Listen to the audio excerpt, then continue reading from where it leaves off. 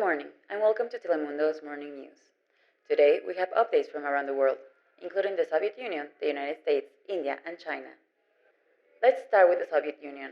After turning around the Crimea Peninsula and the Black Sea, Secretary General Nikita Khrushchev will be joining his cabinet this morning to address key issues regarding the news that show the presence of Soviet missiles in Cuba.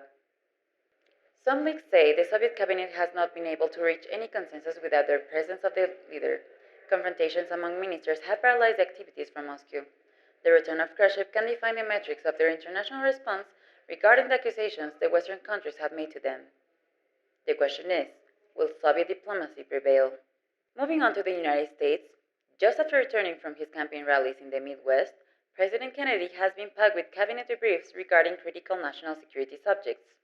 Although silence has been the only answer from D.C. regarding the rumors of Soviet missiles in Cuba, we can expect a public positioning on the matter anytime soon. Unknown sources report that when the cabinet heard the news about the presence of missiles in Cuba, several memories of last year's failed coup against the Cubans filled the room, especially around the armed forces. The reaction of President Kennedy will be critical to balance the threat of war. In India, the country has experienced a rush of diplomatic and military threats from China in the past days. Parallel to the Western Hemisphere being frozen by what is happening in Cuba, the Himalayan border has reached a level of tensions that have never been seen before. Prime Minister Nehru is experiencing pressure from many fronts, as the political situation in India is still rough and divided, although the cabinet could capitalize on this crisis and unite the country. Now that China has publicly said that they don't recognize the border traced by the British in the 19th century, there is no certainty that the conflict can be prevented. Finally, in China, leader Mao Zedong has everything said and done to take over the Himalayan border over the next hours.